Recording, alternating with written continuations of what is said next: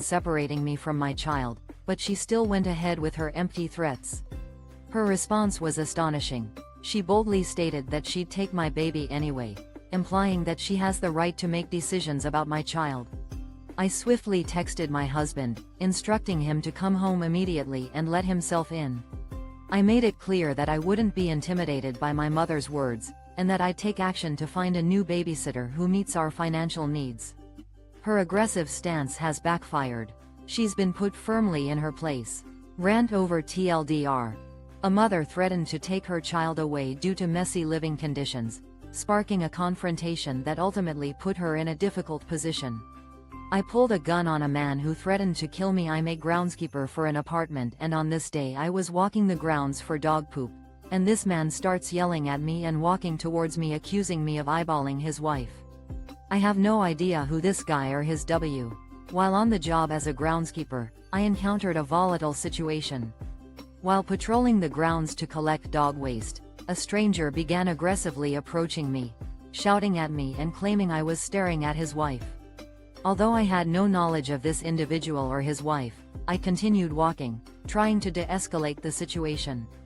However, the man continued to pursue me, his anger intensifying. He began taunting me, implying I was a tough individual, and ultimately made a chilling threat: "I'll fucking kill you." Fearing for my safety, I took a few steps back, but he continued to follow. At this point, I drew my firearm and slowly retreated, which prompted him to cease his pursuit. Given this unsettling incident, I am seeking advice on the best course of action. I keep wondering why parents have children when their own lives are really not stable. My parents being the same. They weren't financially stable, they weren't in a good place mentally, and they were in a toxic arranged marriage, both suffering from each other. The word toxic it's a haunting thought that many parents bring children into the world despite the turmoil in their own lives. Their own struggles for stability, both financially and emotionally, often seem to be a distant priority. In my own family, my parents' situation was no different. Their union, while initially arranged, had long since deteriorated into a toxic partnership where both parties suffered at the hands of the other. This term is often bandied about, but I've witnessed firsthand the corrosive effects of their relationship. It's a painful reality that I've come to acknowledge. I implore those who find themselves in similar situations, for the sake of your children, take a step back and reevaluate your circumstances. Bringing another life into a world where love, stability, and security are lacking would only serve to sentence them to a long, arduous journey of struggle and hardship, a prospect that's both heart-wrenching and unbearable, especially in the formative years of their lives. Edit. None update. None TLDR. Think twice before having children, especially if you're not emotionally or financially stable. NMOM posted on social media that I died. I can't make this shit up.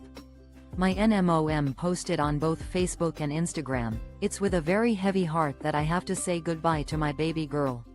The hole in my heart will forever remain shattered, with a ton of emojis. She even included a post on social media claimed I had passed away. I'm still trying to wrap my head around this. My non-mother posted on both Facebook and Instagram, stating with a somber tone, "I'm heartbroken to bid farewell to my dear child. A profound void in my heart will persist." The post was accompanied by a multitude of emojis and even featured a photo of me. I stumbled upon the news when my family members started bombarding me with frantic calls and texts. As a result, I've spent the day reassuring them that I'm very much alive. When I questioned my age-distant mother, she explained that this situation arose due to our strained relationship. She expressed the hope that one day we could reconnect and have a more positive bond. I'm left speechless by her words. I never took 12th grade English. I was taking a program where you get all your coursework in a packet, and the English teacher was something like 70 years old. I basically screwed around all year and did nothing in that class. It was getting towards the end of the year, and SOMA, growing up without formal instruction in 12th grade English, had its consequences. I was enrolled in a specialized program that packaged all coursework into a single package. The elderly English teacher, who appeared to be in her early 70s, oversaw the class. For an entire school year, I managed to coast through without making significant academic progress. As the academic year drew to a close, I concocted a convincing narrative to the teacher, successfully convincing her that I had completed the coursework and was ready for the final exam. This deception eventually reached the principal's office, but I remained steadfast in my fabricated story. Miraculously, the teacher's recollection of my work improved dramatically, and I was awarded an A- at the end of the semester. A valuable lesson learned from this experience is the importance of sticking to your story and maintaining confidence in the face of adversity. We always eat our chicken breast medium rare. JN's stepmom served pink chicken. I cut into it and noticed it was really pink and cold in the middle and refused to eat it. She decided I was a snobby brat who didn't know anything about food. Shouted, "We always eat our chicken brie."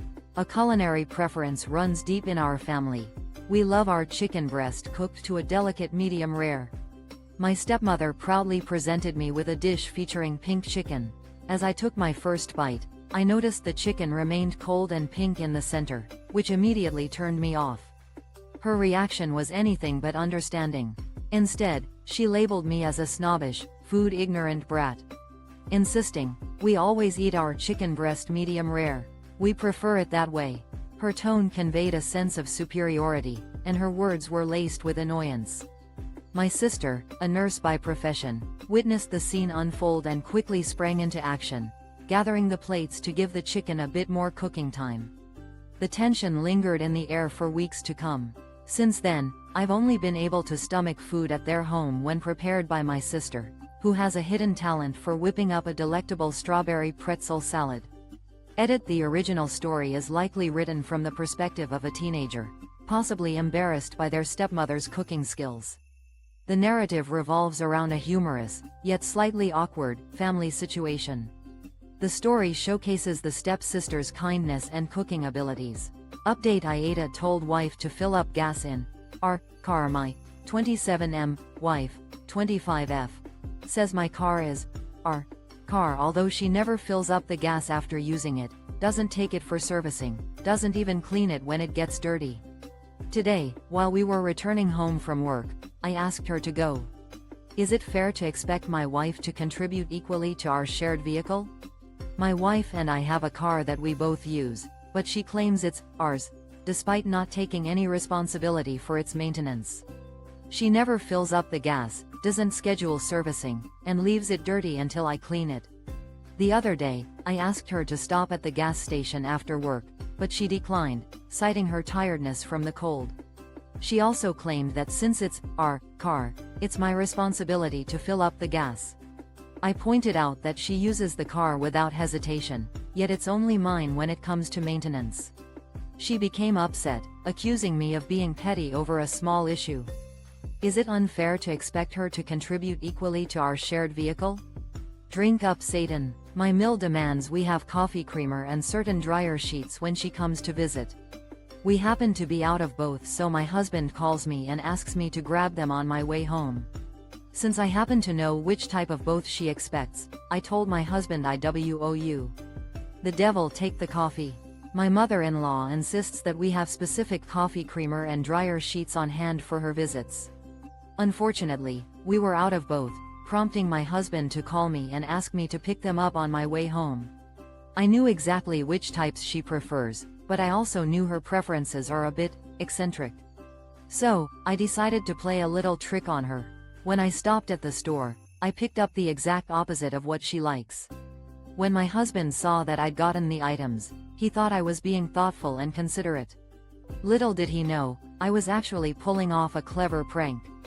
My mother-in-law, however, was not as oblivious as I had hoped. I chuckled to myself as I imagined her morning coffee being less than satisfactory and her clothes being a static-filled mess. TLDR: I played a prank on my mother-in-law by getting the coffee creamer and dryer sheets she dislikes, and I'm secretly enjoying the thought of her miserable morning. TIFU: by getting into a fight with a fat naked guy the first travel quite a bit. I'm always moving from hotel to hotel and am at some point of recovery from jet lag. Flying into the States, I checked into my hotel and crashed out almost straight away. Waking during the night for a bat. I've learned a hard lesson after a series of hasty travels across the globe. After a long flight to the United States, I checked into my hotel, exhausted from the journey and struggling with lingering effects of jet lag. A midnight bathroom trip was the catalyst for a series of unfortunate events, as I stumbled back to my room to find an unexpected occupant. This obese individual was standing naked in the center of the room, making his way towards me.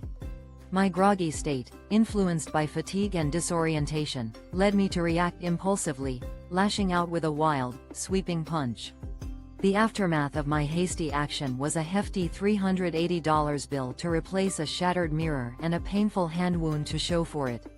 TIFU by flashing the sweep for 30 minutes straight, posted as a comment in another sub, but just came across this sub and it seemed to fit.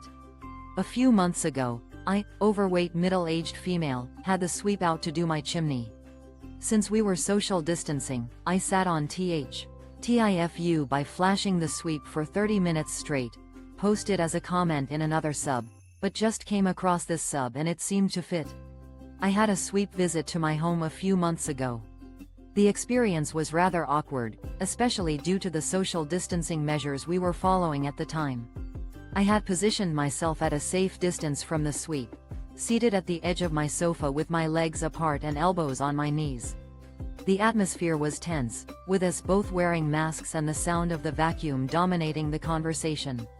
The sweep wasn't very communicative, which left me somewhat unsatisfied with the service. I felt like he was in a hurry and didn't do a thorough job. I made a mental note to post a negative review on Google, as I wanted to warn others about my experience. It wasn't until I got ready for bed that evening that I discovered a significant tear in my pants at the crotch. To my embarrassment, I was not wearing any underwear at the time. As a result, the sweep was exposed to an awkward situation for an extended period, approximately 30 minutes. Despite the discomfort, he managed to maintain his professionalism. TLDR felt the sweep was rushed, only to discover AITA for telling my mom she's a whore? Throwaway, long-time lurker, first-time posting. I am the oldest daughter of 4 children. I'm currently 25, second oldest is 23, third is 20, and youngest is 18. When I was 8 years old, my mom had an affair with a family friend. Am I the asshole for telling my mom to stop being a promiscuous woman? Throwaway, long-time lurker, first-time posting. As the oldest of 4 siblings, I've grown up with a complicated relationship with my mother. I'm currently 25 years old, with my 23-year-old sister being the next oldest, followed by my 20-year-old sister, and then my 18-year-old brother. When I was just 8 years old, I witnessed my mom's infidelity with a family acquaintance. As the oldest child, I've retained memories of this painful experience, while my younger siblings only know of our family's dynamics from that point on.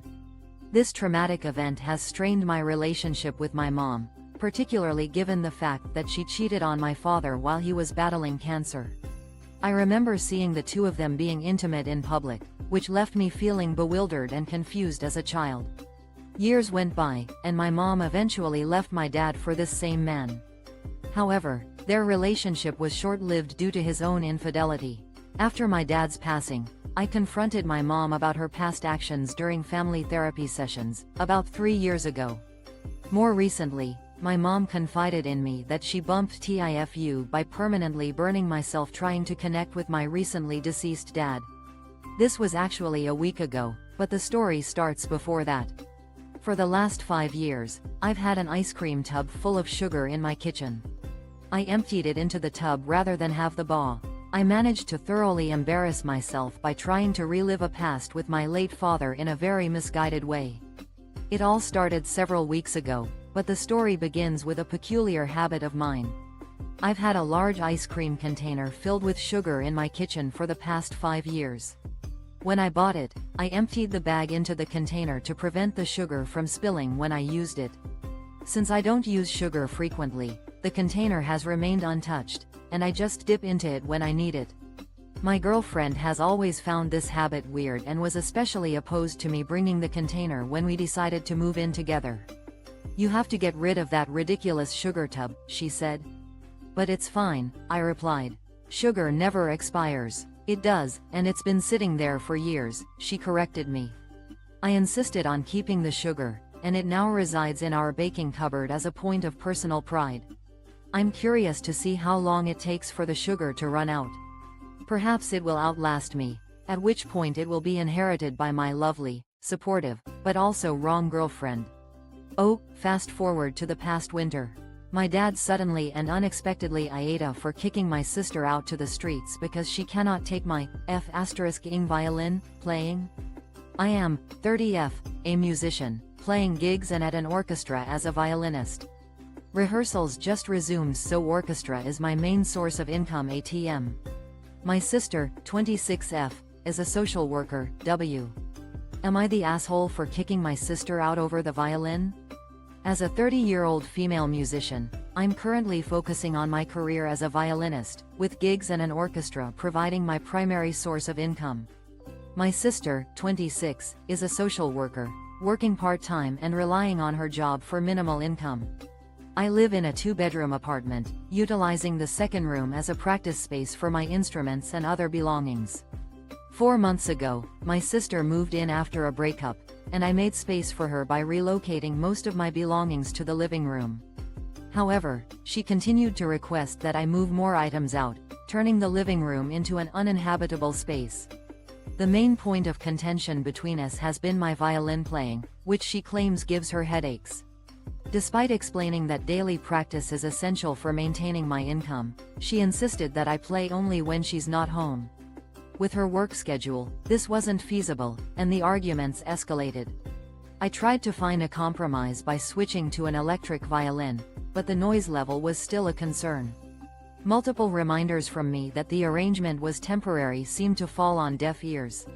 The final straw was when she moved my piano to blowing a major aerospace company's mind with a foreign graduate degree. I worked for a big, American, technology and defense firm with tens of thousands of employees. A senior executive who had worked there successfully for years was caught with a falsification on his resume. A foreign doctorate stirs up trouble. I worked for a significant American technology and defense firm, employing tens of thousands of people. A high-ranking executive who had spent years working successfully was caught fabricating information on his resume. He was immediately let go, and the company implemented a new policy requiring all employees to sign a permission form allowing the company to verify their highest claimed degree with their respective colleges or universities. I hold a PhD from a well-established European institution, which I was confident would have no interest in responding to the company's inquiry. After signing the permission form, I attached a note warning the company that the university might disregard their request. Indeed, it did. A month or two passed with no response from the university, prompting HR to invite me in for a meeting. They explained that the university had not replied, as I predicted, but that corporate would accept a photocopy of my degree. I agreed to this. My PhD from the prestigious European university is a large, authentic parchment document, featuring a thick wax seal and written entirely in Latin. To meet corporate's requirements, I carefully photocopied the parchment, section by section, by sliding it across the photocopier window. The process took about 12 pages to previous post. This happened last night, and AMP X200B. This update is way more dramatic and unpleasant than I had hoped, but it is what it is. I read what you all wrote. Unhealthy obsession. A relationship red flag. I've reached my breaking point with my boyfriend, a 25-year-old who has an almost unrelenting obsession with a picky eating habit. Last night's events still linger in my mind, and I'm reflecting on what went wrong. I appreciate the thoughtful comments and advice I received from this community, which reinforced my concerns about his behavior and helped me realize I'm not being overly critical. We were out to dinner when he brought up his upcoming trip to Germany and how he'd need to find a supermarket to stock up on frozen pizzas to maintain his streak. I tried to bring up the issue one last time, suggesting he consider trying new German cuisine instead of prioritizing frozen pizzas. He flatly refused, claiming he couldn't let people down by abandoning his streak. I expressed my concerns about the impact this behavior has on our relationship and his overall health, but he downplayed it, saying I was being too nosy and needed to mind my own business. We continued to discuss the issue throughout dinner, with him insisting his health is fine and that I'm being a control freak. I explained how this obsession affects me, our social life, and potential future plans, but he seemed unwilling to listen. AITA for telling my wife I won't be as stressed out next year because I won't be married to her? I've, 32M, been married to my wife Jen, 32F, for a little over 7 years now. Up until about 2 years ago, things were great. However, a disastrous move, a few family emergencies. Am I the asshole for telling my wife I won't be as stressed out next year because I won't be married to her? We've, 32M, been married to my wife Jen, 32F, for over 7 years, but our relationship has taken a drastic turn. Our financial situation is dire, with depleted savings, empty 401 kiloseconds, and a persistent cash flow problem.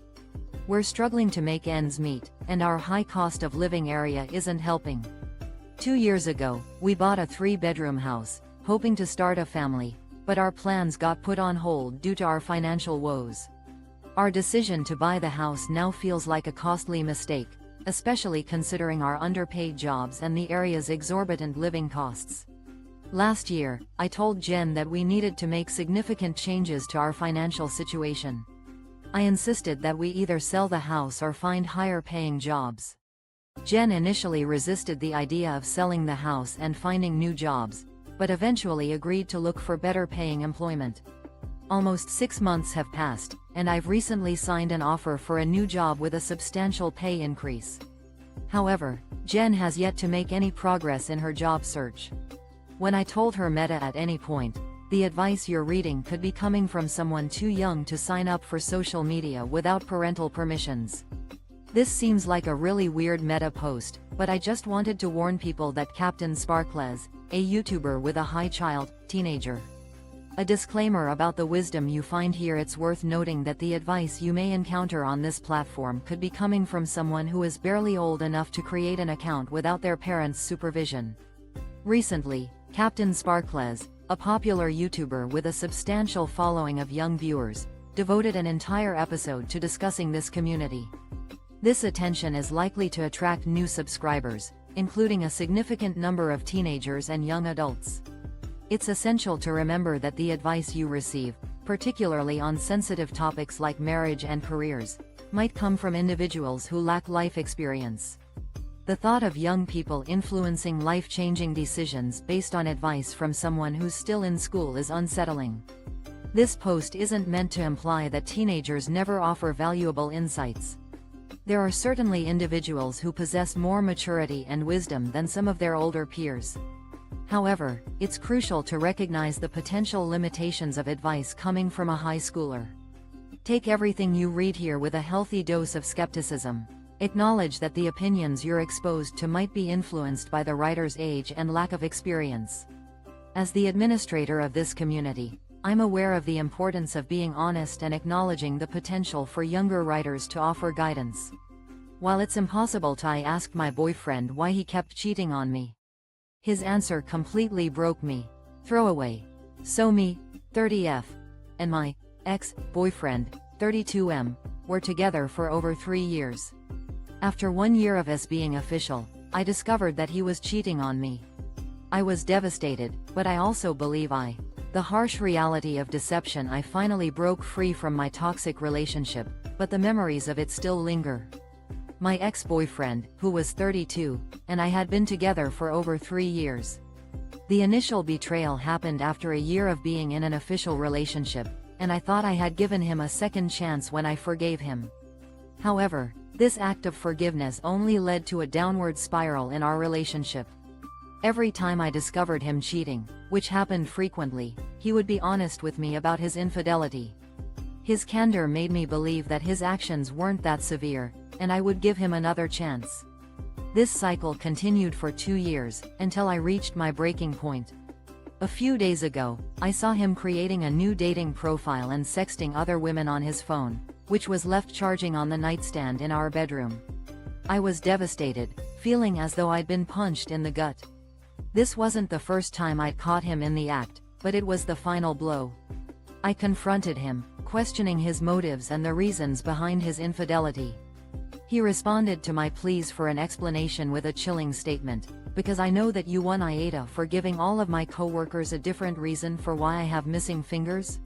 I have 3 fingers missing on my dominant hand. It's fine, I can type and everything and even manage to tie my shoelaces most days, and on the days I can't, that's the dyspraxia. However, the curious case of my missing fingers and workplace dynamics. I work in an environment where my unique physical feature often garners attention. Born with a congenital condition, I have 3 missing fingers on my dominant hand. While this affects my daily life in subtle ways, such as tying shoelaces, it is manageable. However, the appearance is unusual and tends to pique people's curiosity, often leading to intrusive questions. My coworkers often stare before asking why I have missing fingers, which I find annoying. I usually address the issue head-on by sharing the truth, relying on the assumption that word will spread and others will understand my boundaries. However, this time, I decided to take a different approach. When a new colleague asked about my condition, I chose to create a humorous narrative and told them I had lost my fingers as a baby due to a peculiar incident. The next person who inquired was told a different story. I had allegedly cut them off with a plastic knife at a picnic, and so on. The goal was to have a lighthearted moment, but I did not expect my coworkers to take my tales seriously. To my surprise, they not only believed my outlandish explanations but also started arguing among themselves about the actual reason TIFU by confessing my feelings for a friend. So you probably all had a person in your life with whom you wanted a relationship, but feared that if you've confessed then your already existing friendship would be over. So the story goes as I've received a vanishing picture on TIFU by falling for a friend's prank. There's probably someone in your life who you've secretly wanted a romantic relationship with, but you feared confessing might ruin the friendship. My story is about a friend on Instagram who sent me a vanishing picture with a mysterious letter and caption that read, "This is probably the most embarrassing thing I've ever written." I asked her what it was all about, and she revealed that she had written it for me because she had feelings for me, but was too afraid to confess. This revelation initially made me ecstatic, but my happiness was short-lived. After taking some time to think about a suitable response, I decided to write her a heartfelt letter. However, I didn't realize that my friend had a plan of her own. Her reaction was unexpected, as she confessed that the whole thing was just a prank and the letter she wrote was actually for someone she had a crush on a couple of years ago. Now, I'm left feeling uncertain and unsure of how to proceed, especially since she's one of my closest friends. TLDR, I was tricked into confessing my feelings by a friend who had been planning a prank on me. Edit. Since then, I haven't spoken to her as much, so I posted about a month ago about my sister requesting I wear a long-sleeve ankle-length black dress to her lakeside wedding in summer, while being 9 months pregnant, and I've gotten many requests to update. Well, my sister's summer lake wedding was a unique affair, with a dress code that left me feeling a bit stifled. A month ago, I posted about her request for all guests to wear long-sleeved, ankle-length black dresses, which, given my pregnancy and the sweltering summer heat, seemed more than a little challenging. Life had other plans, though, and my baby's early arrival took me by surprise. I was in the hospital when the wedding took place, and my sister was kind enough to be by my side as I welcomed our little one into the world. All is well, and I'm now the proud mom of a precious new addition. For those eagerly awaiting an update, I'll try to provide a more substantial account of the wedding. Despite her initial strictness on dress code, my sister did soften her stance a bit, allowing guests to wear more relaxed black attire. It was a redemption of sorts, and the photos turned out nicely, albeit a bit somber. She wanted black to add a touch of elegance to the proceedings, and she did look stunning, so mission accomplished in that regard. AITA for having a kid when my ex-wife is going through menopause? My ex-wife, 45F, and I, 43M, are in the process of divorce. She started to hate me during our last year of my marriage, along with mood swings, and just being shitty. Only thing I could think of at that time was am I the a-hole, AITA, for having a child with my fiancé while my ex-wife is going through menopause and is in the process of a divorce? My ex-wife, 45F, and I, 43M, are currently navigating a divorce. Over the last year of our marriage, her behavior changed, and she became increasingly irritable. I initially thought that the hormonal fluctuations might be the cause of her mood swings, but she took offense when I suggested this. I encouraged her to see a doctor, but she refused. The situation escalated when she asked for a divorce after I gave her an ultimatum to seek professional help. She described me as a mediocre husband and stated that she was better off alone, citing my lack of exceptional qualities and financial security. I didn't contest her decision, and she filed the petition for divorce. However, months later, she suddenly withdrew the petition, expressing second thoughts. This led me to file for divorce myself after meeting a new woman, 36F, who showed genuine affection towards me. The separation seemed inevitable. It later transpired that my ex-wife's sister had encouraged her to see a doctor, where she was diagnosed with perimenopause and started hormone replacement therapy, HRT. Her TIFU by getting banned from the supermarket for trying to be nice. I took my 1-year-old daughter to the supermarket to buy some groceries like I normally do. My daughter was in a stroller where she can sit and see everything around her. At the checkout counter she grabbed one of the SW. A lesson in consequences. How trying to be nice led to a supermarket ban. I recently took my 1-year-old daughter to the supermarket to run some errands. As we navigated the aisles in her stroller, she caught sight of some sweets on display and, being the curious child she is, decided to grab one. Unbeknownst to me, she managed to sneak the sweet into her stroller, where she began to play with the plastic wrapper. It wasn't until we were at the checkout counter, and I was busy bagging our groceries, that I realized what had happened. By then, it was too late, and the sweet was beyond salvage. Feeling a sense of responsibility, I decided to do the right thing and return to the checkout counter to pay for the sweet. I explained the situation to the cashier, who seemed to appreciate my honesty. However, things took a turn for the